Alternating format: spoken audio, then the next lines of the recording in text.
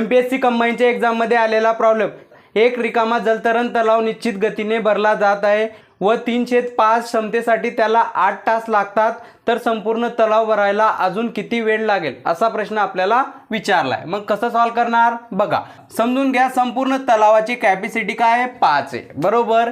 या 5 पैकी किती भरला गेलेला आहे आता, 3 भाग बरोबर।